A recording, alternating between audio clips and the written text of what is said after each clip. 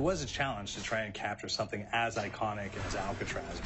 You know about this. This is arguably the most famous prison in the world, and now you're in it. Just the space, the physicality of it, because it's quite claustrophobic.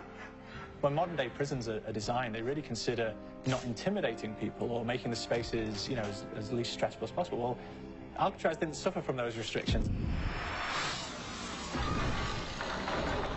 They did the research, they went out, studied Alcatraz, not just from books or internet. They were actually there to feel the environment, so it really sets a mood that gets you a little spooked. Well, we kind of started with the base layout of Alcatraz. The entire island we ended up roughing out in kind of a white box form, and then figuring out what play spaces we wanted to use out of that, what would be the most interesting areas to play in, and the connections between spaces, and spaces that the public doesn't necessarily get to go into. We really did a lot of pushing to really enhance that psychological horror aspect that we're really looking for. And this is a really good opportunity to really tell something special. Like I got stuck right through the gates to hell! This time around, I feel like it's been identified that there are these side missions that you're going to go out and try to accomplish. Al and the rest of the groups put together this escape plan, but the point is to get the parts and assemble this plane so they can get off the island. We did something new for the first time. We have actually contextual music that goes off. So that's a first for zombies. And it's all based around this horror thriller aspect. Every location will have a specific stinger that you hear when you find it, when you discover it, when you start unraveling the story. We start building on the music that you're hearing, and it's really enhancing that experience and going along with it in parallel.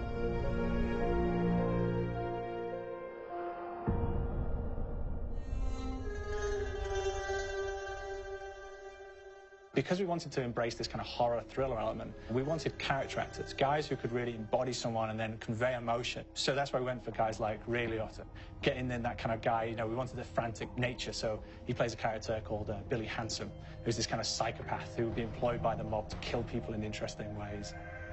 Chaz Palminteri, he plays a guy called Sal DeLuca, an old mob boss. Michael Madsen playing Finn O'Leary. He's kind of worked himself from the floor, from the streets. He's got his hands dirty and the blood and the guts a couple of times. And then we had Joe Pantoliano, and he plays Arthur Arlington, who's nicknamed the Weasel. Those guys, they bring a quality and a subtlety and timing that you can't really identify or try to recreate. Bring it on! Dirtbags! You start off in the afterlife mode, and that's just going to be what's going on. You're going to try to solve the mystery from the second you start. Afterlife, to me, brings a new element, like a new puzzle element. It forces me to think a little bit more or look for the clues or kind of think of zombies on a slightly deeper level. You see clues throughout the map that tell you, ooh, perhaps if I'm in the afterlife, I can interact with this object, or there's some puzzle going on here that I need to be in the afterlife. Back east, I whacked a dirty dentist with one of these. Took forever.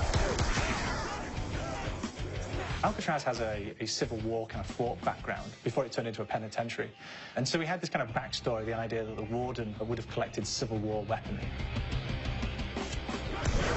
And one of them is a blundergat. It's a fictional weapon, but the idea of the combination between a blunderbuss and a Gatling gun. And possibly, there might be a way of upgrading it to a more fantastical weapon that the players may find. You all gotta go sometime? You just went now. There's one main zombie, one big zombie that's going to come through and wreak havoc on your life. He'll lock down the perk machine, he'll close down the box, so you have to pay to get that open again. So you don't want him to interfere with your process. Now's a good time to pick a fight. It's a fun challenge. It keeps things moving forward. In terms of perks, we have a new perk called Electric Cherry. When you reload, it gives a shock around, which scales over time. I was asking for it, greaseball. There's so much to experience in this map. Every time I play it, there's a new tactic to take, a new experience, a new objective to go for. But there's also this layer of things that we aren't exactly exposing to the players right off the bat and will need to be discovered. So let me go. Is it the calling we hear? we've got the undead in there, we've got these historical elements, and these fantastic actors all seem to be with peace with each other in this kind of same world. So it's magical, and our team is incredibly excited by it. This is the call.